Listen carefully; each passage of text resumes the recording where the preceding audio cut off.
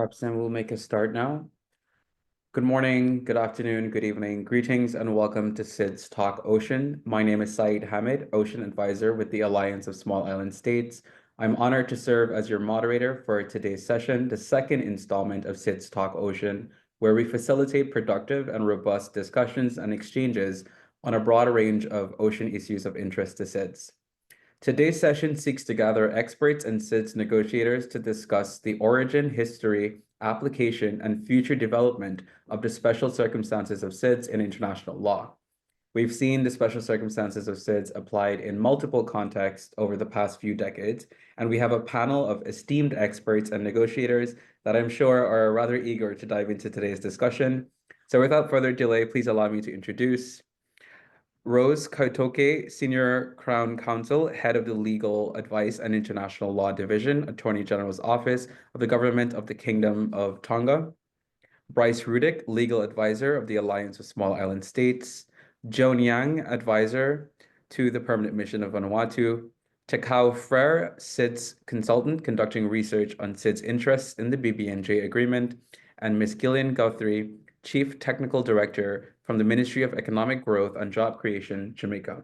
Thank you all for taking the time to join in on today's call, and we appreciate you making yourselves available to make these presentations and contributions on this rather important topic. Without any further delay, I will now hand over to Bryce, who will deliver a presentation on the introduction to the special circumstances of SIDS in international law, which will give us an overview of the introduction to the origin and history of the special circumstances of SIDS. Bryce, you have the floor. Please go ahead. Thanks, Saeed, and thanks very much for having me today. I'm very excited to talk on this panel, both with Joan and Takao, as well as Jillian and Rose, as this is an issue that is particularly important for small island developing states as we negotiate and implement international agreements.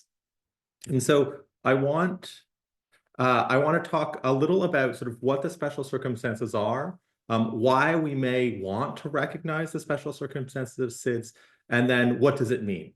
And then Joan was going to talk about examples of special circumstances. However, her internet is a little spotty today.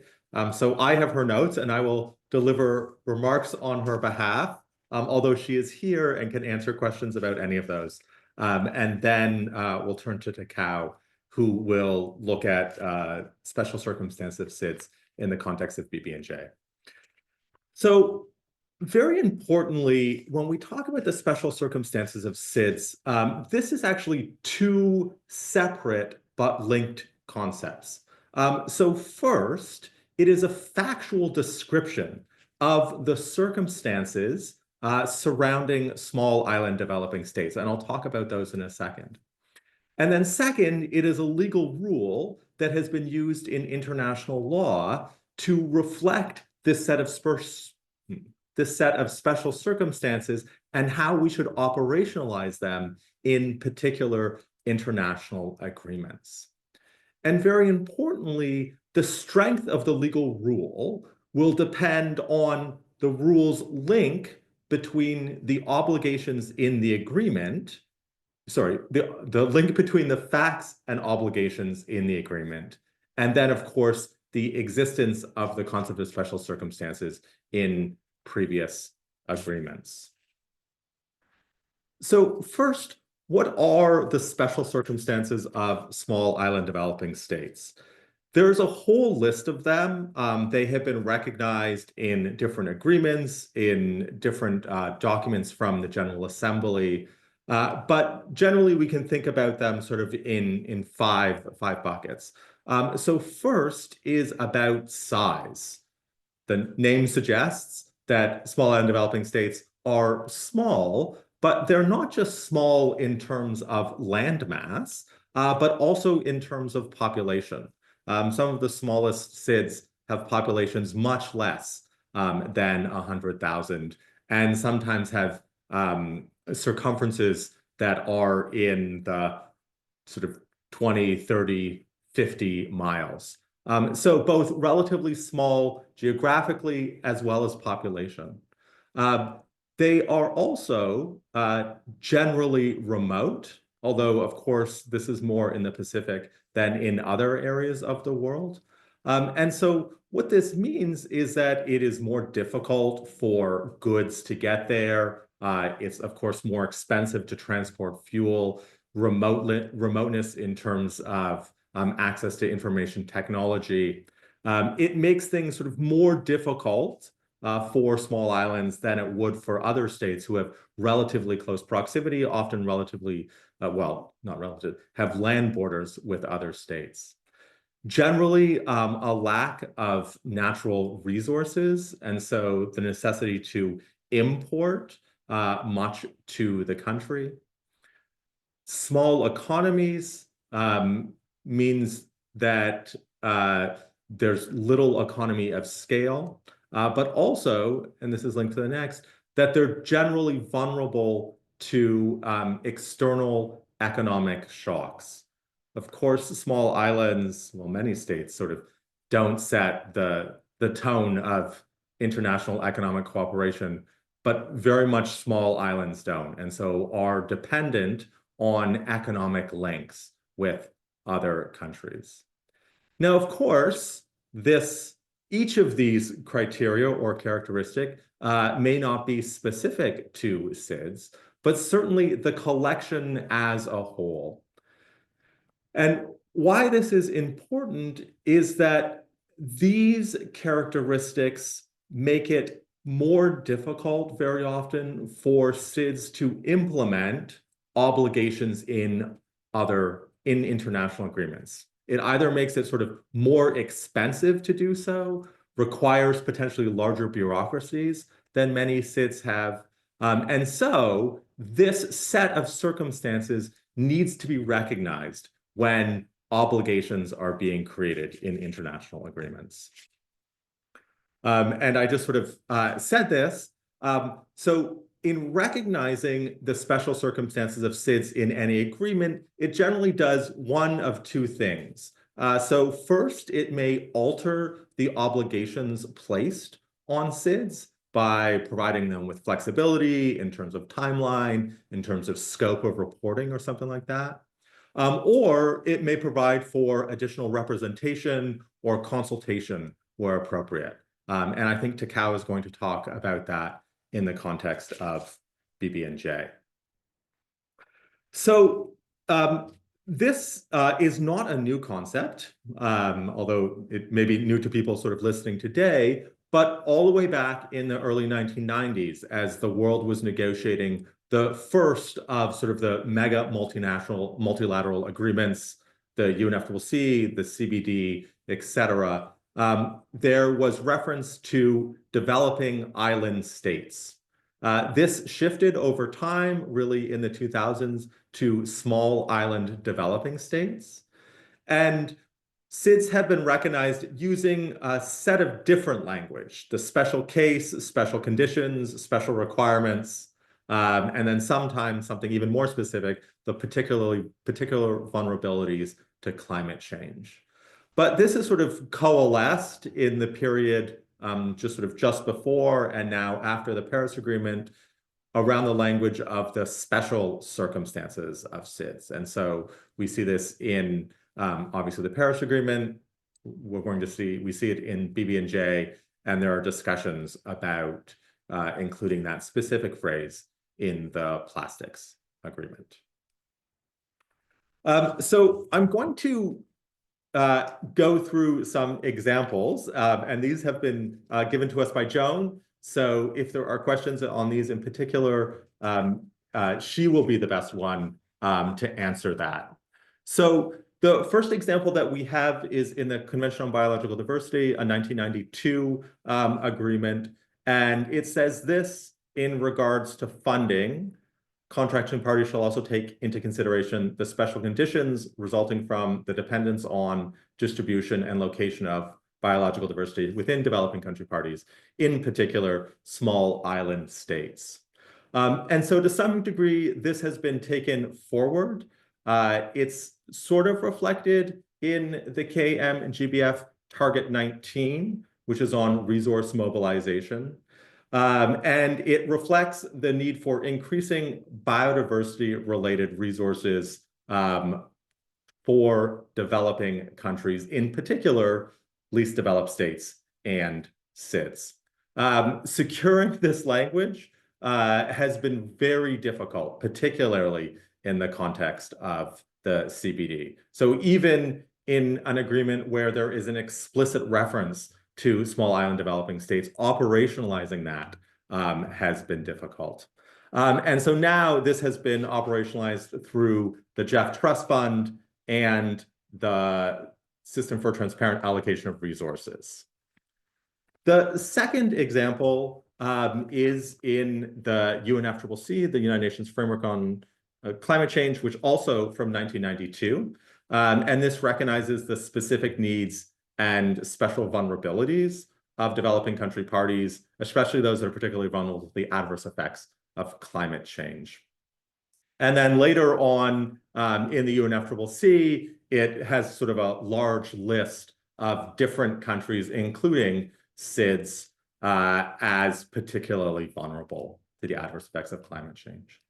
And we've seen this operationalized through things like a SIDS seat on the UNFCCC Bureau, and then also in the Paris Agreement, where there is flexibility on the production of long-term low-emission development pathways, as well as in reporting requirements.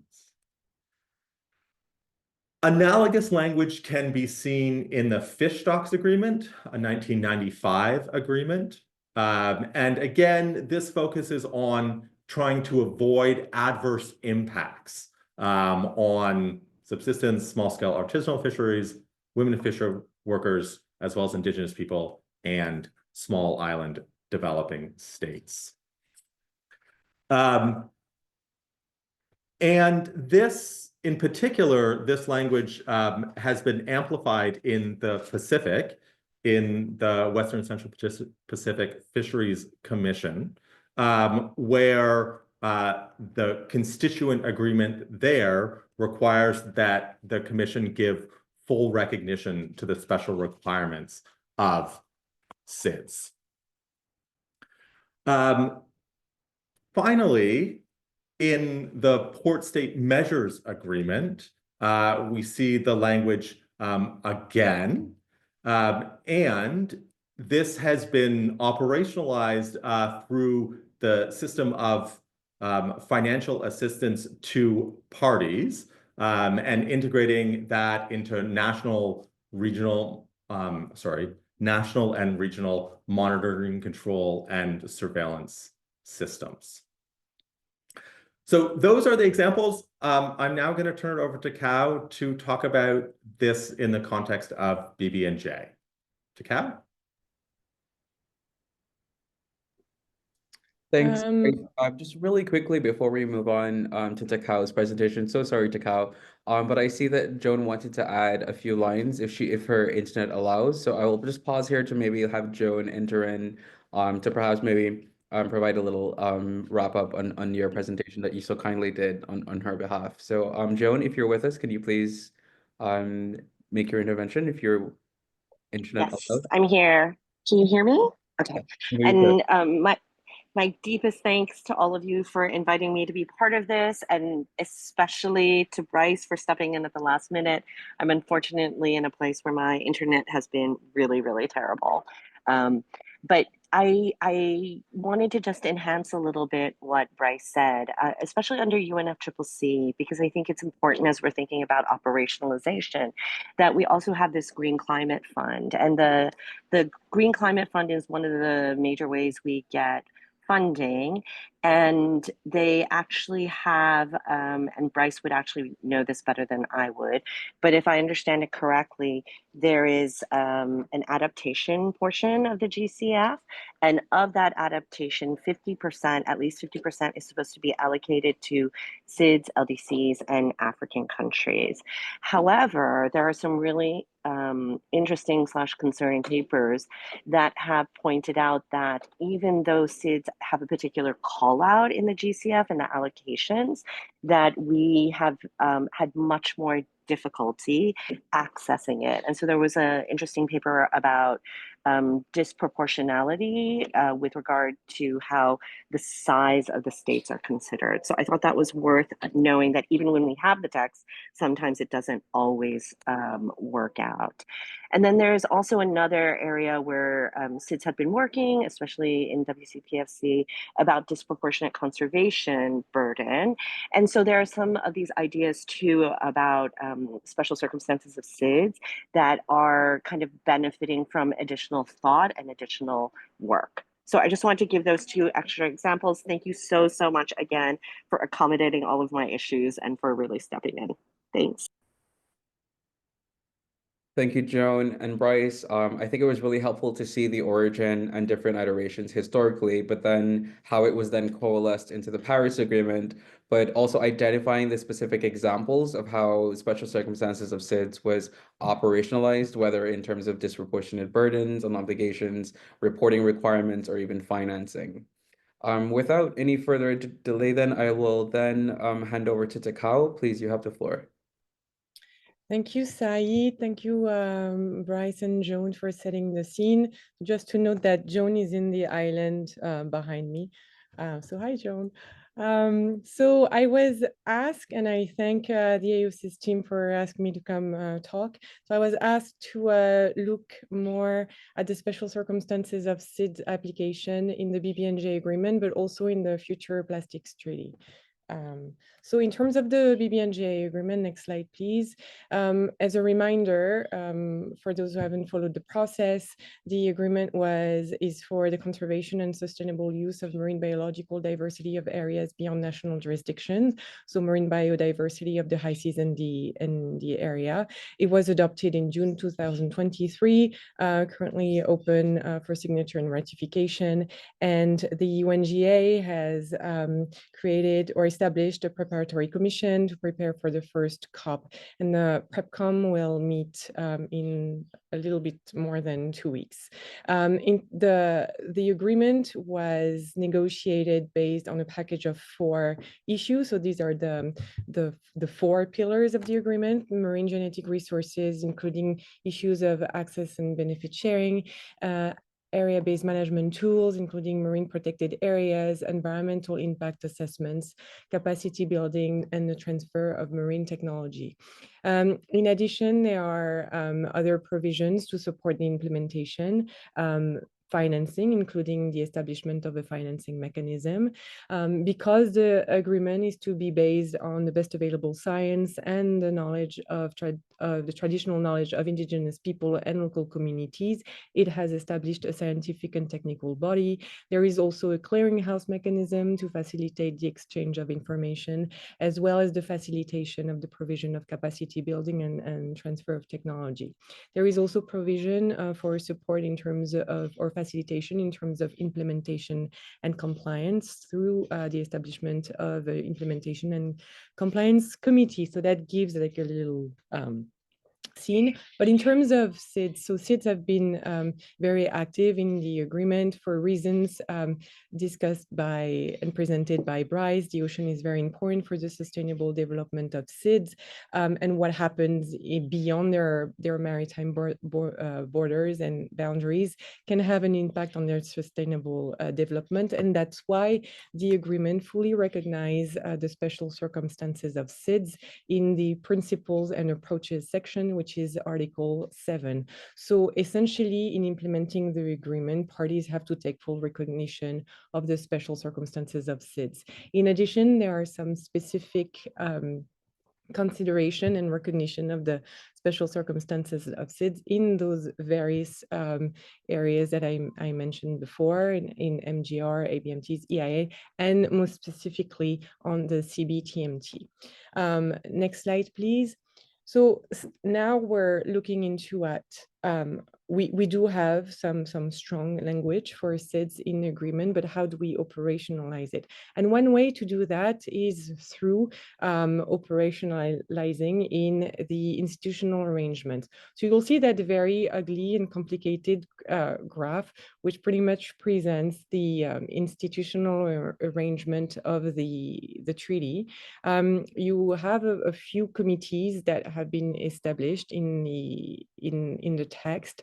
So the capacity building and transfer and technology transfer committee, the ABS access and benefit sharing committee, and these two have a special recognition of the need to include SIDS in terms of equitable regional distribution and representation. There are other committees that are established, such as the Implementation and Compliance Committee that I mentioned earlier, the Scientific and Technical Body. And while there is no specific reference to SIDS in the constitution of those bodies, because of their nature, we might want to consider the relevance for having some dedicated representation of SIDS there.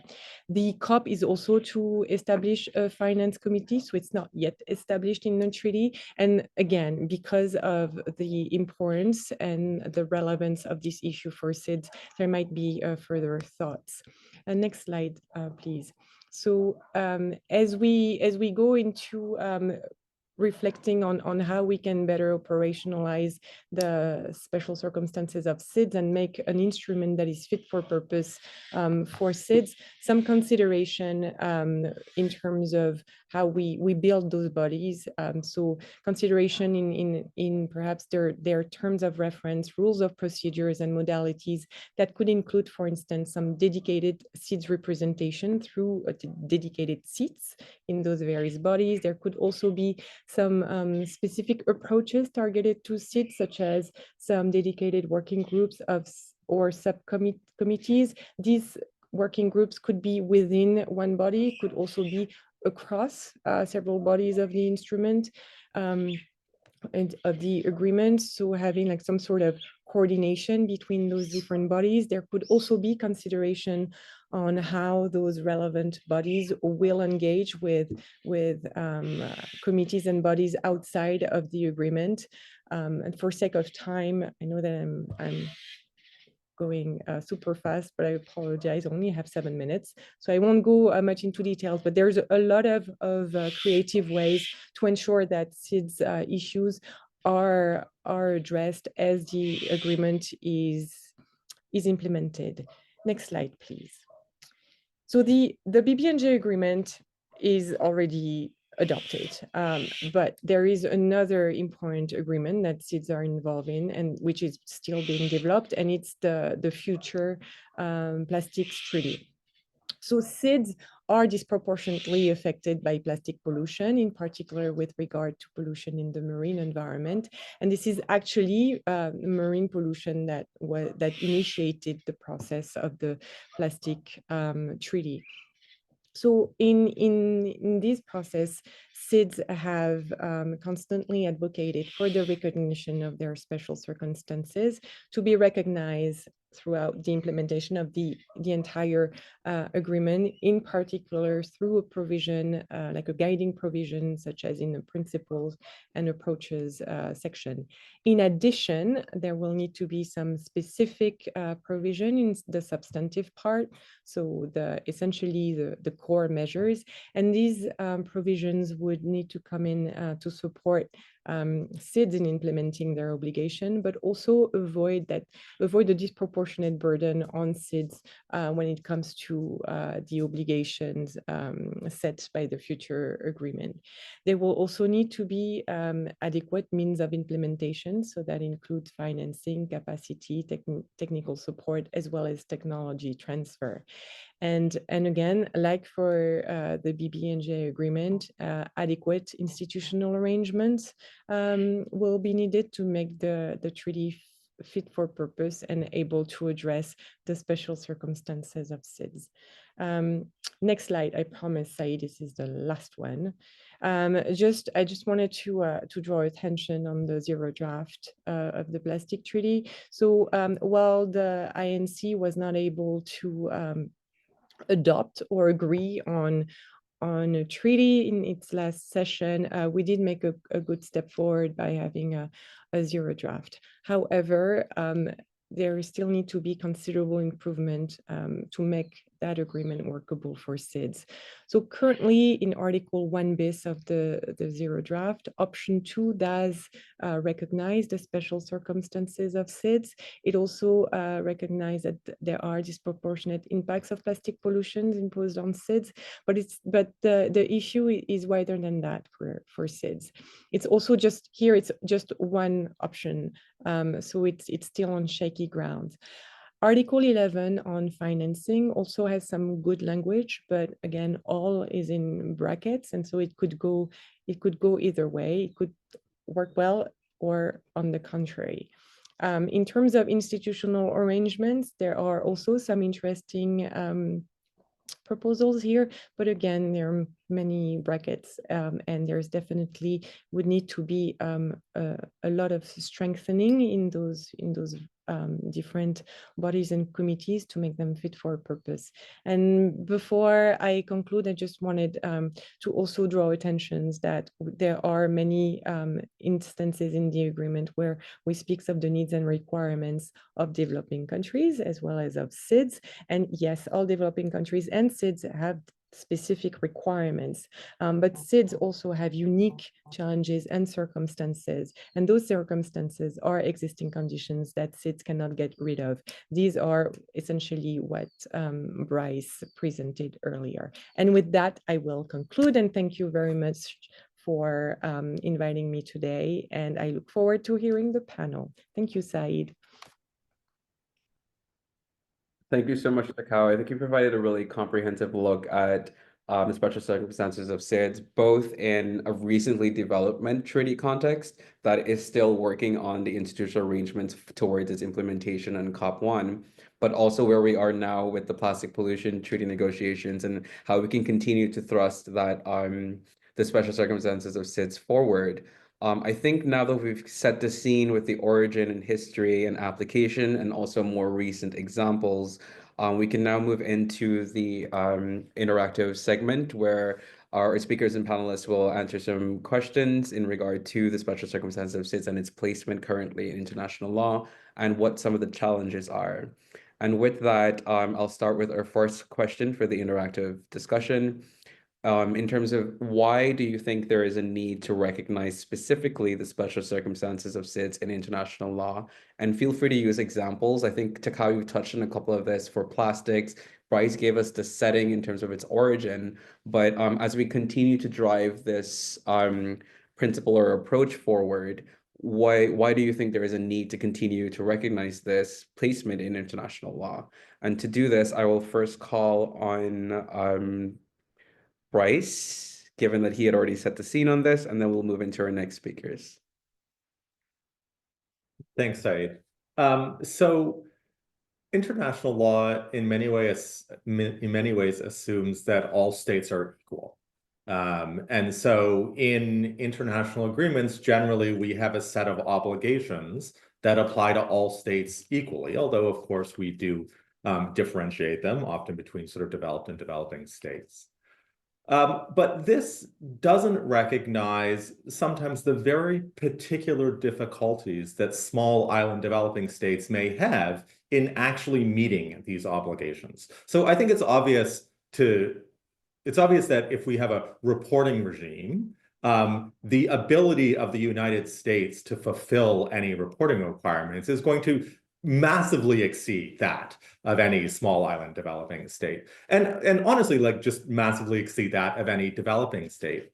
But if it's then a reporting regime that has to do with the areas beyond national jurisdiction or the areas beyond national jurisdiction that are right beside small island developing states, well, then small island developing states that have massive EEZs will then have an extra large burden to overcome. So what this is not saying that we should be, in some sense, weaker on small island developing states, or small island developing states should do less, but recognize that small island developing states may not have the capacity to do things to the same level as other states because of these special circumstances.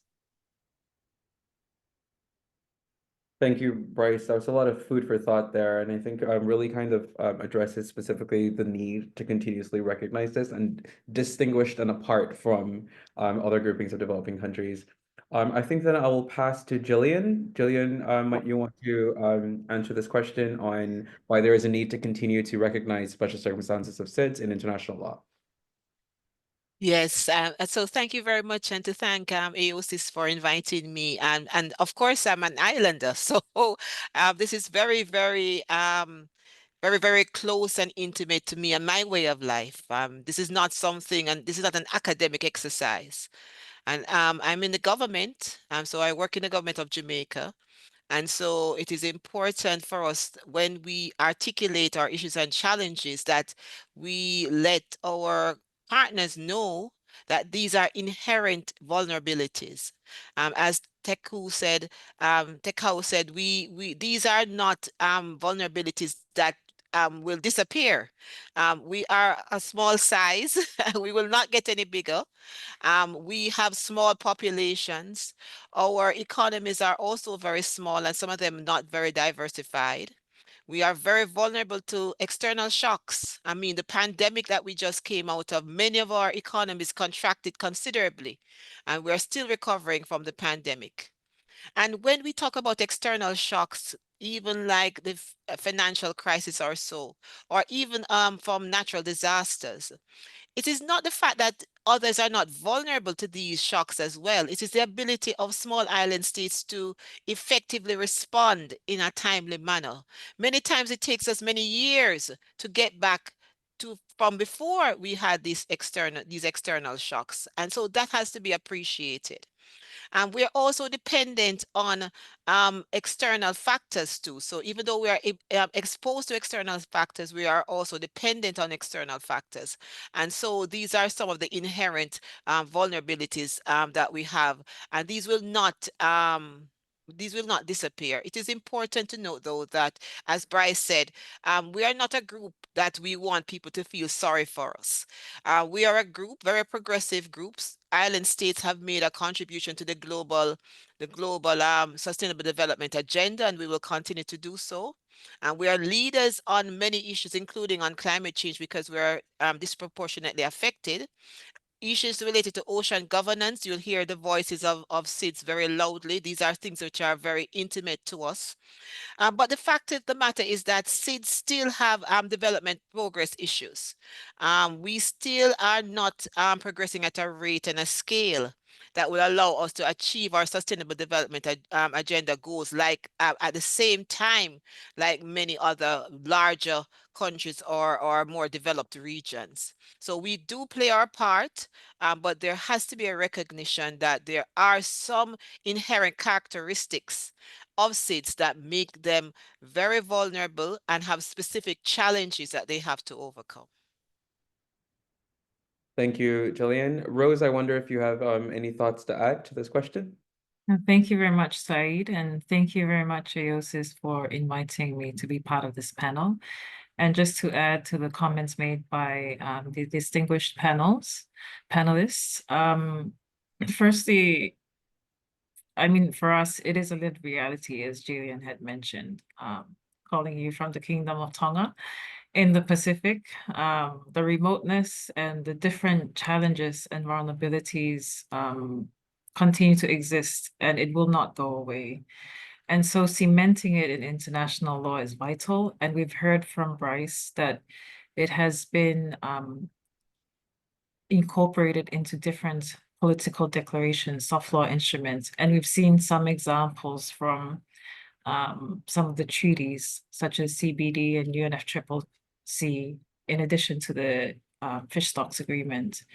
And so as we journey, and especially as we engage in the multilateral fora, it is vital that we continue to raise the special circumstances of SIDS in the legal context. this is us engaging in good faith and also highlighting that this lived reality will not go away. We want to participate equally. We want to do our best in whatever obligation is given to us, but recognizing that we do not have the full capacity. And that would be the cause of sometimes where countries lag behind in terms of their obligations, not because it's what we want, it's just because it's a capacity issue, and the vulnerabilities of SIDS will continue to exist. So these are just my comments on this. Thank you, Said. Thank you so much, Rose. Joan, I wonder if you wanted to come in on this question? Yeah, thank you so much. And I think it's a really good question. And I would support what the previous speakers have highlighted. And I think, even some things get lost to the sands of time. But for example, as Gillian was noting about like leadership from SIDS, I mean, we wouldn't have an SDG on oceans if that hadn't been led by SIDS. There are like a lot of things in the KMGBF which came about because of SIDS leadership. So I think that's a really important thing to highlight. And then on the flip side is the reality that I do think that special circumstances of SIDS have a lot to do with equity. And I think some of the previous speakers have spoken to it. But as the world is evolving and we're competing for a more and more limited pot, being able to say things like funding or allocations in particularly for SIDS means that our more limited capacity doesn't mean we miss out on those opportunities. It means that people should be factoring that in and like setting aside or allowing us to allocate access a different envelope, because the truth is that if you're talking about all developing countries, there is a difference in the capacities and the abilities to compete in terms of how fast can we get it in, how many people can we put on the file to try and get this. So I just wanted to raise that, and thank you so much for letting me take the floor again. Thank you, Joan. And I think that's a good segue into the second question too. But just to remind our attendees, please feel free to use the Q&A box for any questions you have for our panelists. We'll get to those as soon as we're wrapping up on the interactive segment. But in terms of the good segue that we have into the next question, what are some of the key challenges facing the application and operationalization of the special circumstances of SIDS? And feel free to use examples in more recent context where the incorporation of the special circumstances of SIDS is facing specific challenges. To this end, I will call first on Bryce, who seems very surprised that I have done that. Oh, totally fine. I guess my B does almost begin the alphabet, so it's almost alphabetical. I think I just like to make one point here. I think that in negotiations there is often a misunderstanding about what SIDS are asking for when we ask for the recognition of the special circumstances. And it's not like we're asking for a get out of jail free card so that any obligation is flexible, that SIDS get everything. That's, I think, absolutely not what we're asking for, but rather relatively specific flexibility or increased capacity as it relates to these physical sort of set of special circumstances, so that reporting may be more difficult. And so shaping a reporting regime that responds to that. I think that's sort of one of the big things. And I think we see a lot of pushback on recognizing special circumstances because negotiations are difficult. Everyone sort of wants something. And I think it's important to recognize that it's not just that SIDS want these things, but rather that these things are necessary for SIDS to be able to fully participate in these international agreements.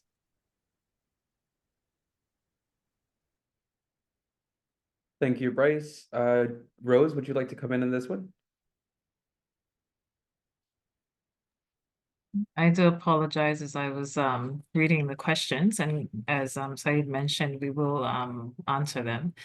So some of the challenges, like we were just following from what Bryce mentioned, it's when we work on elaborating, so at the global level, is further elaborating the rules and the criteria. You will be seated with major players negotiating. And so that I think is the first layer of challenge when you're negotiating against bigger players, and it's why coordinating as a group through AOSIS is essential. And I know that there's been a question about the unequalness in terms of the SIDS. I think it's really important that when we're coordinating group positions, that we ensure that no SIDS is left behind. The second is just determining what is the criteria that that would suit us best, especially given, as Bryce had highlighted, we have unique circumstances and challenges as SIDS, so we differ across the board. But again, these are some of the, I guess, challenges, and I think that's where we will rely on existing practice and past challenges. And I think innovation will play a big role in terms of determining how we can operationalize the special circumstances of SIDS. So I guess these different criteria, we're talking legal, but then there are different fields such as finance. They have their own criteria, and it makes it more complicated. But I always believe in innovation. Being from a small island developing state, we're always thinking of ways we can actually work the system and push forward our needs as SIDS. So thank you, Said. These are just my comments for now. Thank you, Rose. Takao, given your presentation earlier, I wonder if you have anything to add on some of the specific challenges. I know that you spoke to the BB&J and plastic pollution context. So yeah, any additional thoughts there in terms of what are some of the specific challenges facing the incorporation and operationalization of special circumstances of SIDS? Yes, thank you, Said, and thank you for the question. So the operationalization is essentially how do you implement those obligations, right? And as mentioned by Bryce, but also later by Joan, in terms of SIDS impact, and that is something that is particularly prevalent in the Pacific, is the diseconomies of scales. So when you have countries that have 10,000 people or 20,000 people on a little rock in the middle of the sea, implementing any programs is extremely expensive, especially in terms of per capita expense. And so you have a sort of, I want to go as far as saying reluctance from partners to actually invest there, because it's less impactful than if you provide support in countries where you can actually have more beneficiaries for the same amount of funding of aid that will be provided. And so that consideration is often I don't want to say that it's lacking in terms of partners, but there is a misunderstanding really of the real on the ground situation in SIDS. So in the Pacific, for instance, one way to alleviate that is to go through regional, what we call regional organization, which are essentially sub-regional organization, to try to combine resources together. But even that makes that we can question whether or not each country really gets the attention that they really need in order to meet their obligation, or at least be adequate beneficiaries of those international provisions. Thank you. Thank you, Takao. That's incredibly helpful. Being cognizant of the time and the fact that our Q&A box is really exploding right now, which is really exciting to see. I think I'll draw on some of the questions from here to continue the segment, if that's okay with the panelists.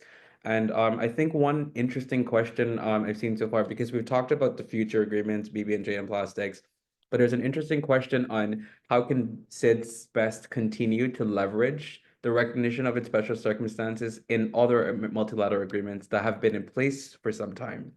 So one example that was provided is that in Marple, for example, under Annex 5, plastic pollution among other waste, there's like special area designation in the Pacific, allowing for regional coordination. But I think that's just one example. I'm curious to see then, are there examples where it hasn't been working or fully operationalized in existing agreements where we need to find other ways to fill those gaps? So I'd be curious to hear the thoughts on this in terms of previous agreements, and I'll open this to any of the panelists who wish to jump in, being cognizant of the time. So anyone want to take a stab at that question? Um, um, uh, uh, Saeed, so sorry. Yes, well, I'm going to try to mix it up a little bit.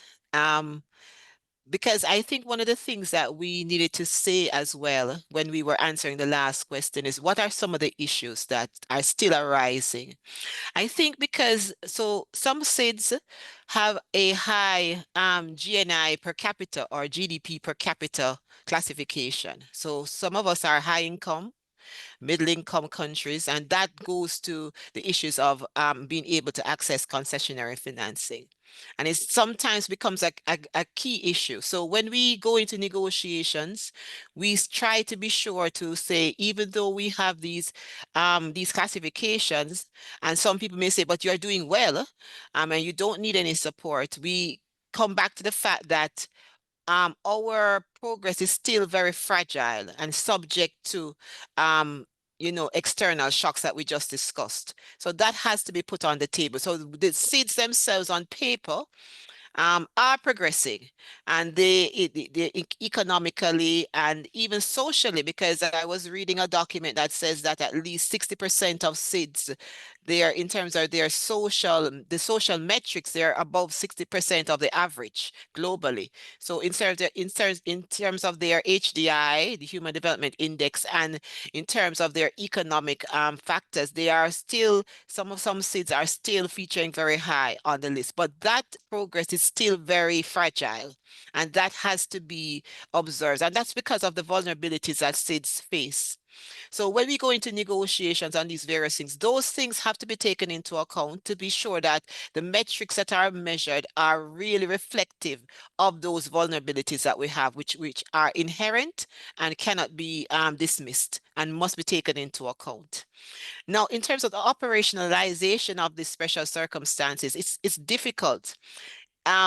We have to still continue to fight so that it is important to be sure that the language is very, very clear, so that when it comes to post the negotiations, the adoption of the instrument and now operationalization, there's no question as to whether SIDS should be prioritized for example, in the means of implementation section, or to be taken, their reporting capacity to be taken into account. But also, like for instance, in the plastics, also the fact that they are disproportionately affected, but they are also, for most SIDS, we are net importers of plastics, but we are large ocean states. So a lot of the pollution that occurs in our jurisdiction is not from land-based sources in SIDS. They are from transboundary movement, transboundary pollution. And so all of these factors must be taken into account, because you're asking now to deal with the burden of global plastic pollution, which is not possible. And so we must take into account what is on paper or our progress to date, but our progress to date is fragile, subject to great shocks and extended recovery periods, but also to take into account that some of the issues that we are negotiating, we are not the persons or entities which have caused the pollution, but yet still we may be on either the front line, like climate change, or disproportionately affected, like plastic pollution, because of the fact that we're large ocean states. I don't know if I answered your question, but I just wanted to put those things on the table. Well, thank you so much, Jillian. I think you also I think you've tapped into a number of the other questions as well. So very efficient on your behalf. I see Bryce would like to take the floor. Please go ahead, Bryce. Thanks, Said. And I think although we've been talking primarily about multilateral environmental agreements here, I think Jillian raises this excellent point about some small islands having relatively high GDP or GNI per capita. And so, as she said, this obviously has pretty significant impacts on the funding and the types of funding that small islands can receive. And so this has been an issue for quite a long time for small island developing states. And so this concept of special circumstances, although not phrased in that way, was sort of an animating factor behind the development of the multidimensional vulnerability index. So recognizing that the system of GNI and GDP per capita don't actually capture the vulnerabilities that SIDS face, they've sort of pushed for the development of the MVI, and that has happened. And now SIDS are sort of working quite hard to try and sort of see that filter out into the international financial institutions. So yes, there are a whole number of situations in which these set of special circumstances affect how SIDS interact with the international regime. Thank you, Bryce. That was extremely helpful. And just to recall as well, I think Jillian provided us a good segue into touching on some of the plastic pollution issues, because there are a couple of questions on the negotiations in the Q&A. One of which relates to if you can elaborate more on the disproportionate burden of plastic pollution on SIDS. And Jillian, I think you touched on some of these already. And I think too, there's a follow-up question on using an example in terms of SIDS' capacity to implement any potential importing requirements in the negotiations or in the future treaty, and what are the specific challenges there, but also what kinds of support might be needed in that regard. And we note that this could be things in relation to plastic products of concern or importing reporting requirements, because having reporting requirements on importing could then inform how compliant you are with some of the products that might be targeted. So that just being an example, but specifically to SIDS, what are some of the disproportionate burden issues that we need to be cognizant of in continuing the negotiations of the future plastic pollution agreement? In that regard, I'll just open it to any of the panelists who want to jump in and take a bite at this question. Not all at once. Okay, if you don't mind, I'll just start and then we can continue. So, you know, when the global plastic treaty negotiations commenced, many countries, many SIDS had already put in measures to address single-use plastics. Jamaica was one such. Now, the challenge is that if the global community does not have a common position on how we treat with single-use problematic and avoidable plastics, then the burden will be left on Jamaica and SIDS who don't have capacity to try to stem the flow. And that is not possible. So stemming the flow has to be from the manufacturing stage. So we are net importers of plastics and plastic products.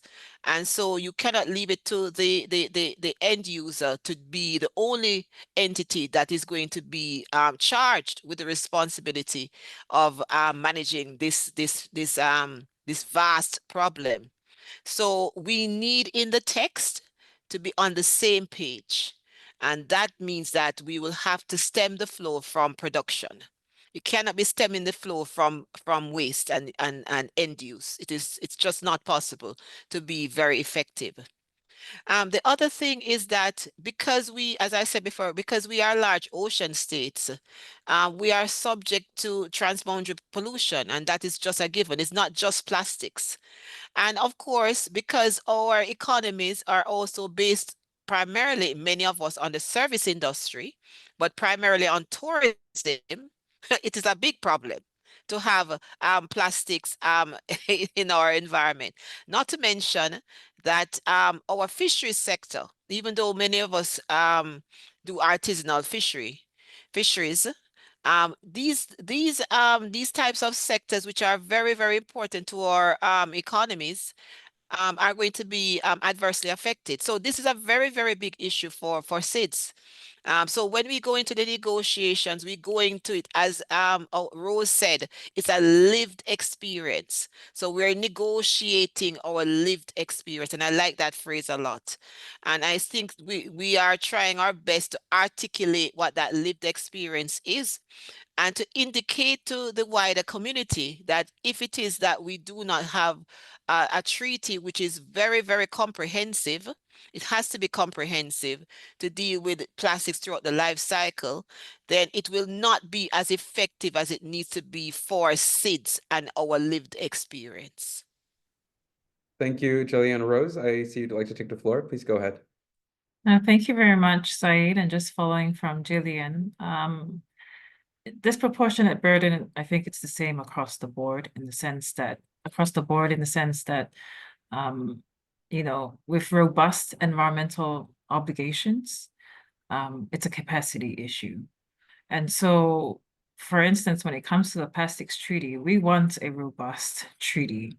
And when that robustness comes about, it will have really high level obligations that we as SIDS, like as Bryce had mentioned, it comes back to like bigger countries will have the capacity, we wouldn't. And so that's where we just want to ensure that once we have this mechanism, this treaty that will regulate the full life cycle of plastics, that there's no disproportionate burden placed on SIDS. And so, as in, we want it robust, but we also would need capacity to actually address this, to fully and effectively address the requirements of the treaty. And so, I guess these are just my comments on how disproportionate burden, because it's definitely going to affect us, not only in the sense as Jillian had mentioned, there's our fishery sector, but also in terms of our trade-related responsibilities and obligations. And it does, with legal obligations, there's always a money factor to it. So these are just my comments on this. Thank you. Thank you, Rose. And I think you raise a good point there, because like the obligations and the ability to effectively implement those, especially for SIDS and our special circumstances, must be commensurate with the support to do so. And this is where means of implementation comes into question. Takao, I wonder if you wanted anything to add really quickly on this? Sure, though Jillian and Rose covered many things, but just to maybe look into like concrete stuff when we think of potential disproportionate burden that would be imposed on SIDS in the context of the plastic treaty. So let's say we have very ambitious and legally binding obligation, including in terms of recycling products, or in terms of the harmful chemicals that would be in plastic products. So for SIDS, dealing with those will be difficult. As mentioned by Bryce before, we do have small lands, and so having to not only deal with the waste would be difficult, but then when it comes to recycling, we have small lands, we have small populations. So how does, and we are net importers of products, so where is that falling? So are we recycling locally? That would not necessarily be feasible in terms of economic, but including in terms of trade. So will we need to export those plastic waste to be recycled? How would that work? That could be potentially extremely costly on our economies. So these are the type of considerations. And so if I may just make the link with the BBNJ agreement, as mentioned in the presentation, for some of the decisions that will be made by the BBNJ COP, some of the suggestions that I made in my presentation was to have like some sort of impact assessment of some of the decision and how that those decisions would impact SIDS. And I think in the plastic treaty, it should also be considered how those legally binding obligations will impact SIDS. I think I just cut. But anyways. Thank you so much, Sikau. No, I think you provided some really concrete examples of where we need a SIDS lens to identify and design the obligations specific in the plastic pollution context. I do have one final question for the panelists, but I know we're a little over time, so I beg your indulgence just for this final question. And it relates to something that we've been talking about for quite some time. How do we see the special circumstances of SIDS cementing its placement in international law? And more specifically, there's a question that asks whether it should be customary international law, given that international soft and hard law instruments are already recognizing this as special circumstances of SIDS. And we've seen some of these examples from Bryce's presentation. So I'll call on Bryce to take a stab at this one first, and then I'll open it to any of the other panelists who wish to speak to how do we cement this in international law. Bryce? Thanks, Said. And so my answer would be an emphatic yes, not that it should be customary international law, but arguably that it is customary international law. This is a concept that is included in many international agreements that have been negotiated by consensus globally. It is included in documents that negotiated documents that come from the General Assembly. And just back in December, as the SIDS went to the ICJ, one of the arguments that we made is that on issues that disproportionately affect us, we should have a greater say in the development of custom. And this isn't, I would say, a totally revolutionary idea. It has sort of a long pedigree in international law. So yes, very much. This is an issue that is incredibly important to SIDS, that SIDS have been leading on.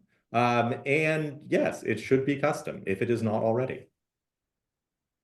Thank you, Bryce. Would any of the other panelists like to come in on this final question? Rose, please, you have the floor. Thank you very much, Said. So I think firstly, from my perspective, the messaging. And so for BB&J, we have special circumstances of SIDS. And I think it's important moving forward that it's the same, the phrasing of the special circumstances of SID, that we cement that in international law. And its further elaboration, I think that's where we will count on collaboration, cooperation amongst SIDS to really ensure that, firstly, we're taking charge of how we're developing what the special circumstances of SIDS are. And we're including, and I noticed how someone mentioned in the questions that, not all are represented, that we ensure that everyone's voices are included in that. We have the vulnerability index that Bryce talked about. And so I think moving forward, the messaging has to be the same in terms of what's the phrase we're going to use in international law, special circumstances. I advocate for special circumstances of SIDS given the BB&J agreement. And I think when we move to the Plastics Treaty, it is my hope that we use that exact same phrase and ensure that as I had mentioned, the elaboration, that we have all voices heard as SIDS in its further elaboration. Thank you very much. That's just my comments on this. Thank you, Rose. Any final thoughts from our remaining panelists? Said, if I may, I agree with Rose. I think the language needs to be very clear and specific, and it must be that where SIDS, when I say SIDS now, I mean SIDS governments, SIDS NGOs, SIDS academia, SIDS. So wherever SIDS meet our other partners in the global space to discuss or to negotiate, we must re-emphasize and reinforce the special circumstances of SIDS. And we must not mix the languages with the special needs, which was one of our questions that we had gotten. So needs and circumstances are different. So we must separate them. There must be a clear message to the global community when we talk about the special circumstances of SIDS, what it is that we mean. But who to advocate for it must be SIDS. So every time in every forum that we sit to discuss anything to do with sustainable development, we must reinforce and reemphasize the special circumstances of SIDS. The other thing I would say too, which I am a little bit concerned about, is that even though we've had a global conference on SIDS, and each global conference has an outcome document, and SIDS will rally around this outcome document. It's an international, it's a UN-based conference. When it is that we reflect the UN-based documents in other fora, we really do not reference these sustainable development documents for SIDS. So everywhere where the Agenda 2030 and its SDGs are mentioned, which is what we also are participating in contributing to, we must also mention some of our pathway and our reset document, which is the Antigua and Barbuda document that came out of the fourth conference. Because this is the roadmap for the sustainable development of SIDS as discussed and agreed by the international community. And it does speak about the SIDS story. So I think where we can reinforce where the special circumstances is fully articulated, all of these international UN-based documents, we must make sure that those are referenced, and we must make sure, as Drew said, that the language that we articulate is clear and always consistent, and to be differentiated from the special needs of developing countries, which are also our needs. But on top of the needs, we have special circumstances.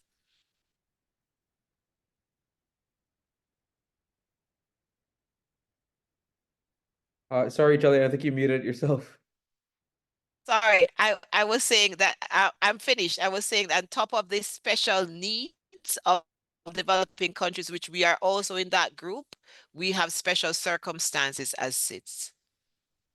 Thank you so much, Jillian. And I think with that, it brings us to a really effective close to today's webinar. Apologies for going over time, but I really appreciate all the panelists taking the time to do this and also remain 8 minutes past the hour. Thank you so much for joining, everyone. We had some really good questions. I thought it was a very productive discussion on the special circumstances of SIDS. We're approaching PrepCom 1 right now with BB&J, so this is a very timely conversation in terms of how we operationalize special circumstances of SIDS in designing the institutional framework of that agreement. But also we're approaching INT 5.2, which is the resumed session for the plastic pollution negotiations in August, where we will see SIDS banding together once more to ensure that there is the incorporation of this principle, but also its effective implementation. Thank you so much for joining, everyone. Have a great remainder of your day. The recording will be available online as per usual. Thank you all. Thank you, Said. Thank you, panelists. Thank you, panelists. Thank you. Thank you.